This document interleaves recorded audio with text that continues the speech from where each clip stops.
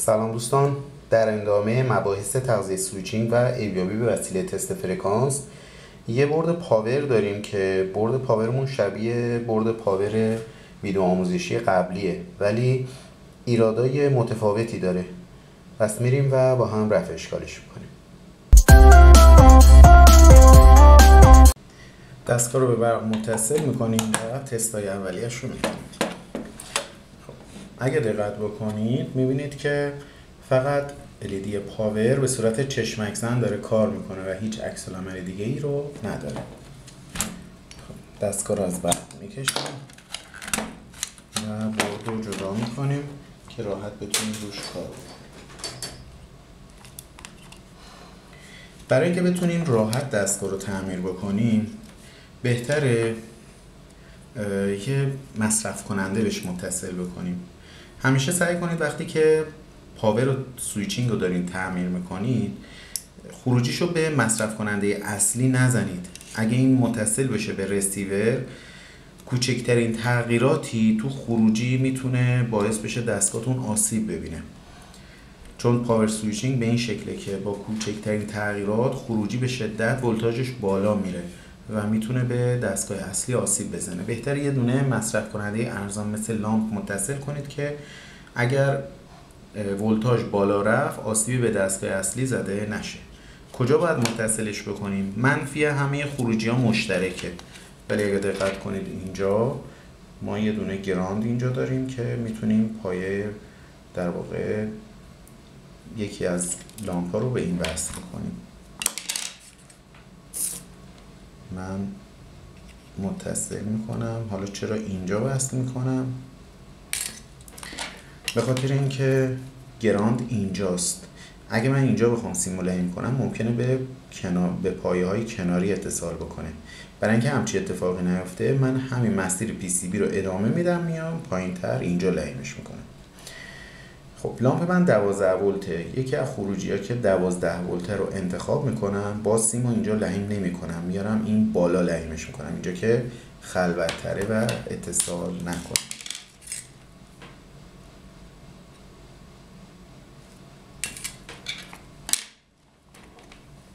خب دستگاه رو مجددا به تسلا میزنیم و عکس العملش میبینیم. دقیقا مثل همون حالتیه که به دستگاه اصلی وصل بود.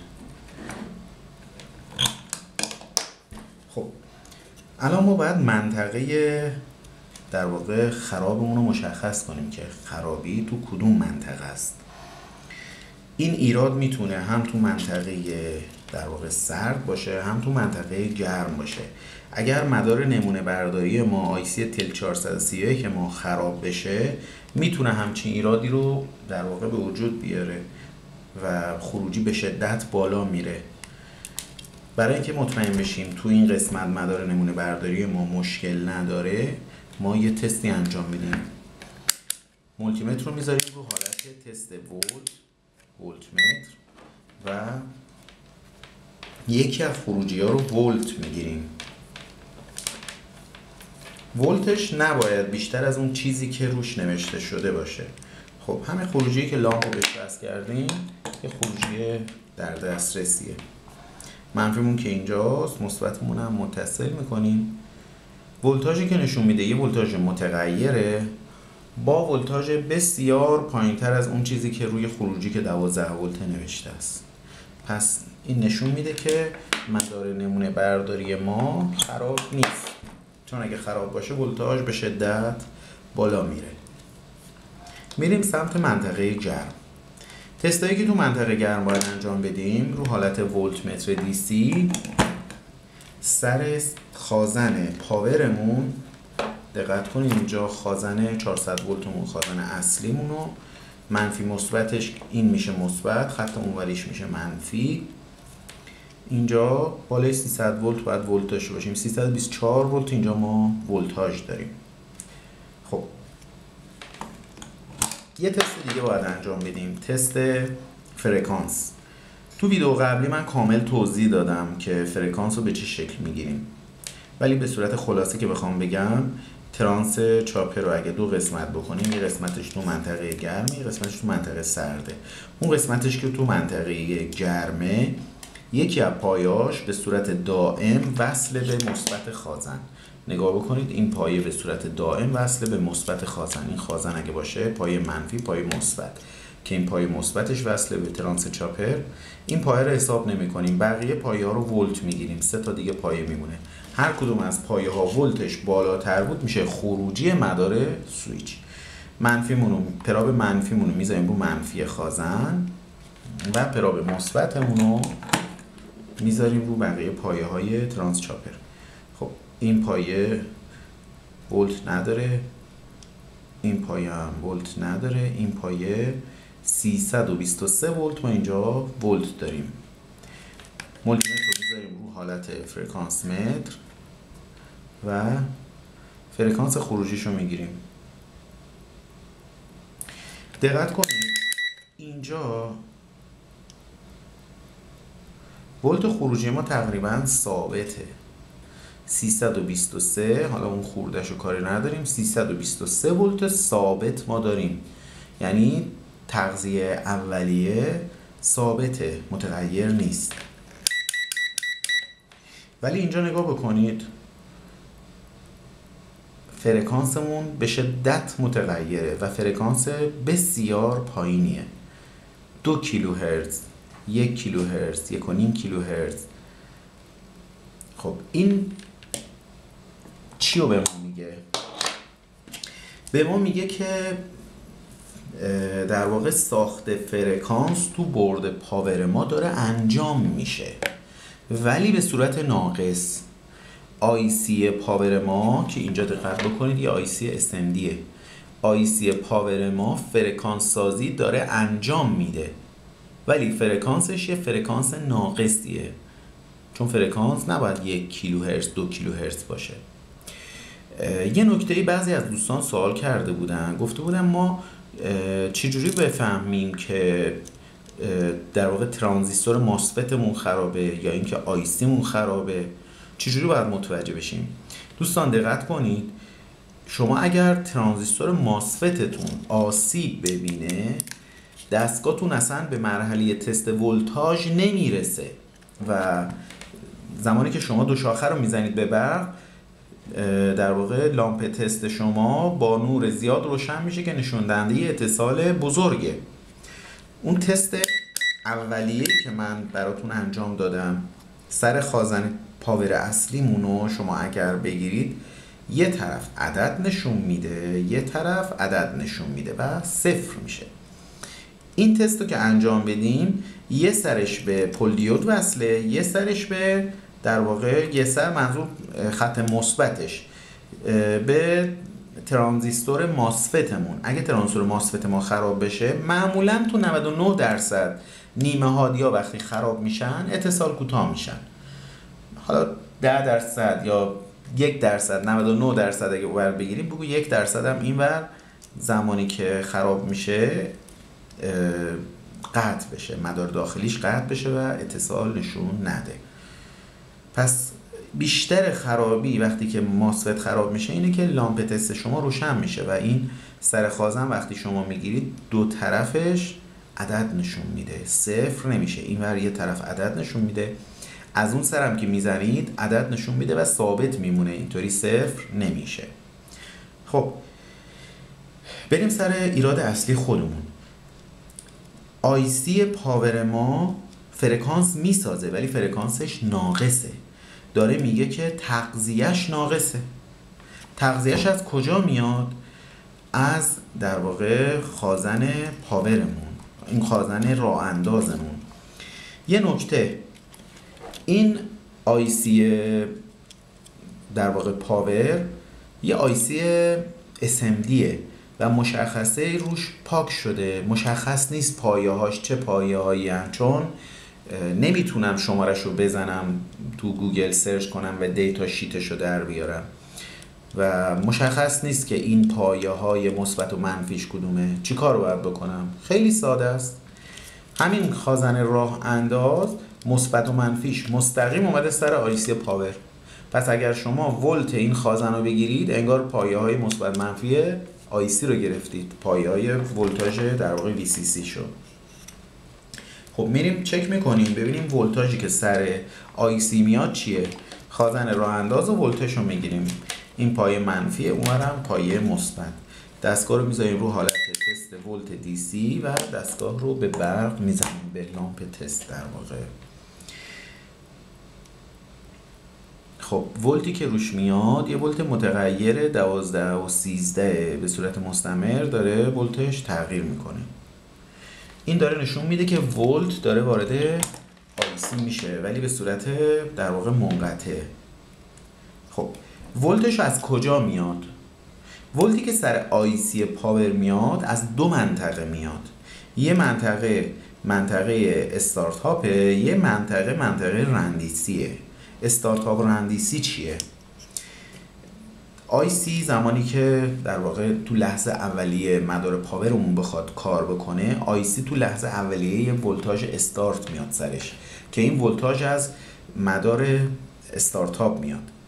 یه ولتاژ 300 ولت از سر خازن میره وارد تعدادی مقاومت اهم بالا میشه و نگاه بکنید اینجا مشخصه ولتاژ 300 ولت میاد اینجا وارد این مقاومت ها میشه و از طریق این مقاومت ها ولتش کم میشه، میاد اینجا و وارد این مقاومت میشه و وارد خازن میشه. ولتاژ 300 ولت رو هر مقاومت میره کم میشه تا هولوش بین حالا 12 تا 20 تو این پاور، ولی تو پاورهای مختلف نهایتاً تا حالا 20 ولت میرسه. این ولتاژ یه ولتاژیه چون با این مقاومت ها کم شده و تبدیل شده به ولتاژ 12 ولت. ولتاژیه که ولت هست ولی جریان پایینی داره، نمیتونه آیسی رو استارت بکنه، در واقع استارت میکنه، نمیتونه آیسی رو راه اندازی کامل بکنه.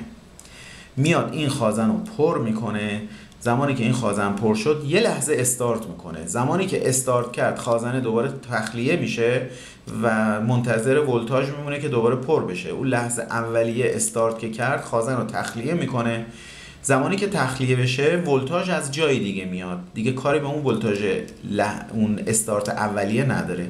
زمانی که استارت کرد این آیسی یه ولتاژی داخل ترانس چاپر ساخته میشه.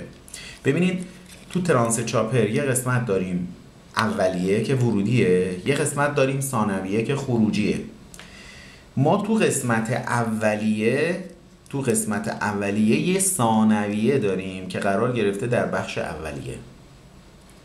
زمانی که استارت میکنه یه ولتاژی تو این ساخته میشه، یه ولتاژی هم تو این قسمت ثانویه قرار گرفته در بخش اولیه ساخته میشه. میاد از این طریق اون ولتاژ میرسه به آیسی و این ولتاژیه که آیسی باش کار میکنه. یه دفعه دیگه از اول میگم، این قسمت استارتاپ تو قسمت اولیه یه ولتاژ 300 ولت میاد رو مقاومت ها کم میشه، تبدیل میشه به هولوش حالا 12 تا 16 و این ولتاژ میره وارد آیسی میشه، وارد این خازن میشه، پر میشه و استارت میکنه آیسی رو. زمانی که استارت کرد تخلیه میشه خازن و نمیتونه ادامه بده. زمانی که تخلیه شد این مدار در واقع 16 ولت نمیتونه ادامه بده، ولی زمانی که آیسی استارت کرد یه ولتاژی تو این ترانس چاپر ساخته میشه و این ولتاژ برمیگرده دوباره سر این خازن و آیسی ما رو تغذیه میکنه. خب این ولتاژی که سر خازن ما گرفتیم یه ولتاژی بود که به صورت مستمر قطع میشد. یه دفعه دیگه اگر چک کنیم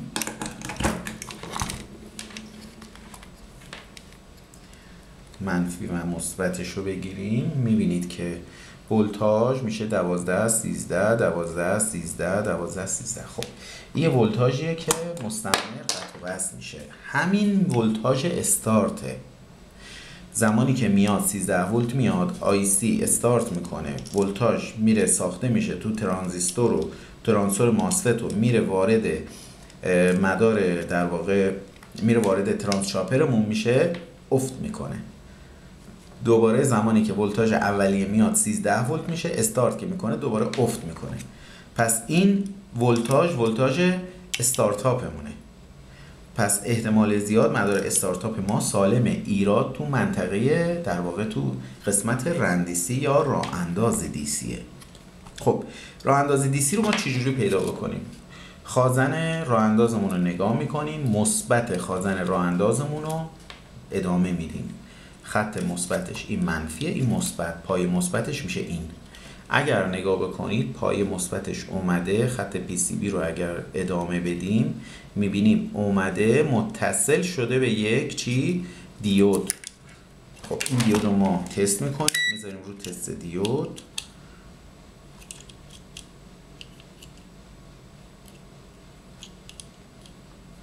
دیود سالمه. بله دیود سالمه. خب دوباره ادامه میدیم. اینجا خطش اومد سر دیود، از دیود ادامه پیدا کرد اومده اینجا وصل شده به یک مقاومت SMD و ادامه مقاومت مستقیم اومده تو ترانس چاپر. پس مسیرش مسیر کوتاهیه، یه دونه دیود، یه دونه در واقع مقاومت SMD. خب مقاومت رو تست میکنیم.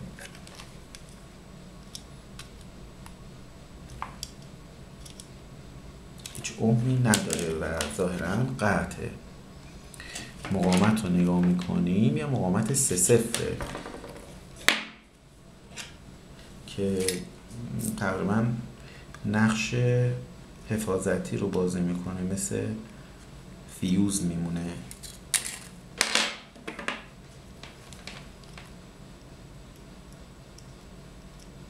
بله خرابه، میذاریم کنار و یک مقاومت SMD دیگه در میاریم 3-0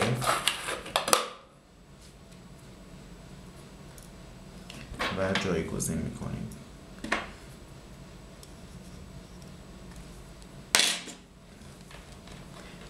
طبق روال گذشته قطعه نو رو ما تست میکنیم، بعضی مواقع قطعه نو هم خرابه. خب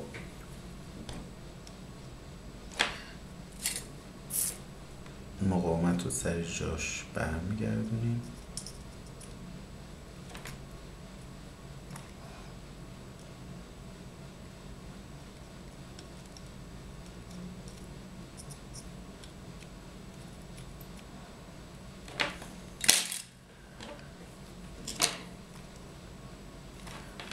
خب یه دفعه دیگه دستگاه رو به برق میزنیم و تستمون رو انجام میدیم.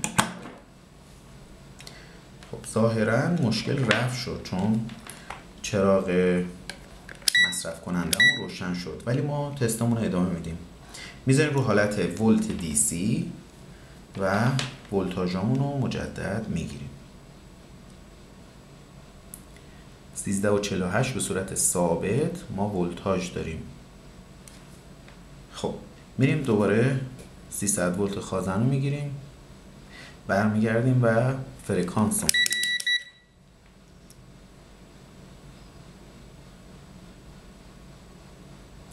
167 متغیره، داره تغییر میکنه. 209 کیلوهرتز ما اینجا فرکانس داریم. پس فرکانس ما هم اصلاح شد. مشکل دستگاه ظاهرا رفع شده. دستگاه رو از برق میکشیم. مصرف کننده، لامپ مصرف کننده همون رو جدا میکنیم و دستگاه رو متصل به رسیور میکنیم.